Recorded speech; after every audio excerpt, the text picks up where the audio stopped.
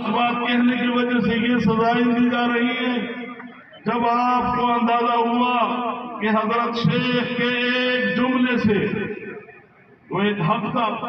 ہماری حقانیت ہے. جمعیت علماء اسلام نے ہمیشہ اصولوں کی سیاست کی ہے.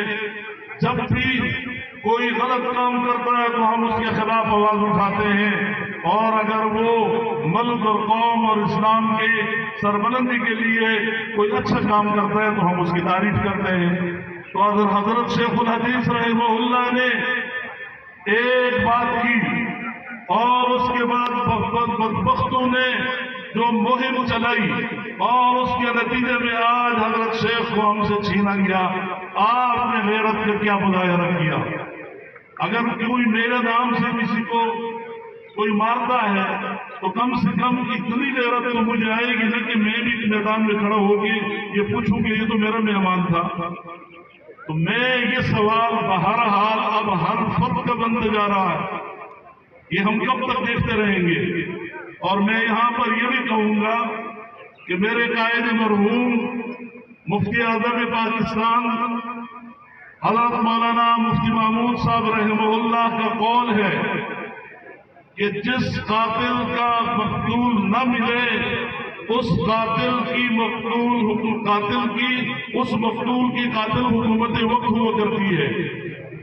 تو اس قول کے مطابق ہم سب سے پہلے خیبر پختونخوا کی حکومت کو حضرت شیخ کی قاتل سمجھتے ہیں.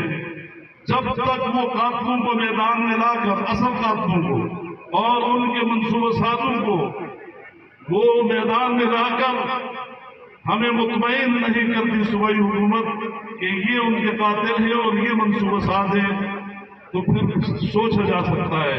لیکن اگر ایسا نہیں تو اس وقت تک یہی حکومت جو ہے ہمارے حضرت شیخ کے قتل کی ذمہ دار ہے. اور اسی طرح دوسرے نمبر پر وفاقی حکومت اور وہ تمام ادارے ہمارے سامنے کم سے کم اس چیز کے ذمہ دار ہیں، اس قتل کے وہ ذمہ دار ہیں. ہم نے ڈاکٹر خالد شہید رحمہ اللہ کو جب شہید کیا گیا تھا تو ہم نے کراچی کے بڑے چوک پر تب بھی یہ کہا تھا کہ جب تک ڈاکٹر خالد شہید کے قاتل پکڑے نہیں جاتے اور ان کا تعین نہیں ہوتا ہے، میں نے براہ راست اس وقت کے وزیر اعلیٰ قائم علی شاہ کا نام لے کر کہا تھا کہ آپ ان کے قاتل ہیں. تو میں آج یہ کہہ سکتا ہوں کہ سہیل افریدی جتنے آپ بلی اڑاتے ہو، آپ میرے شیخ کے قاتل ہو جب تک آپ نے مجھے صحیح قاتل نہیں دیے. اگر ہم کب تک اس طرح روتے رہیں گے؟ ہم کب تک یہ سوالات کرتے رہیں گے؟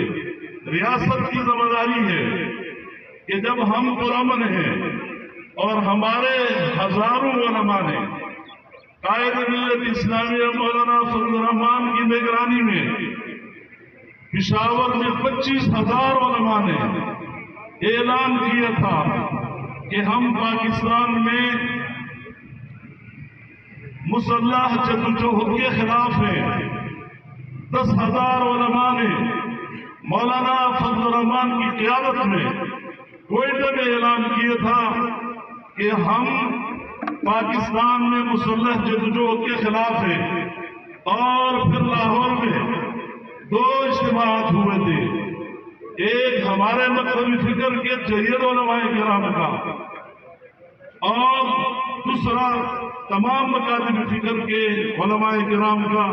ان دونوں اجتماعات میں یہ فیصلہ ہوا تھا کہ پاکستان میں یعنی جہاں ہم نے یہ بات کی تھی تو تمام مکاتب فکر کے علماء نے اس کی تائید کی اور کہا کہ ہم پاکستان میں مسلح جدوجہد کے خلاف ہیں، ہم نہیں چاہتے ہیں.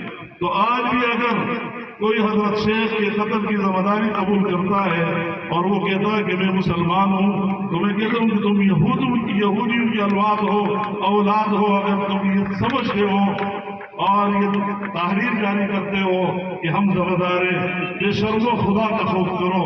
اور انشاءاللہ جمعیت علماء اسلام، وفاق المدارس عربیہ اور پاکستان کا ہر فرد اب جمعیت علماء اسلام نے پرسوں کل مولانا فضل الرحمان صاحب نے اعلان کیا ہے کہ کراچی کے 14 مئی کے جلسے سے وہ ملک بھر میں آئندہ کیا لائے عمل کا اعلان کریں گے۔ میں اسلام آباد کی جماعت، آس پاس سے کی جماعت کے تمام احباب کا، تمام ذمہ داروں کا شکریہ ادا کرتے ہوئے آپ سے یہ درخواست کروں گا کہ آپ ویسے بھی مستعد تیار ہیں، لیکن بالکل تیاری کے ساتھ رہیں، کسی وقت کچھ بھی ہو سکتا ہے۔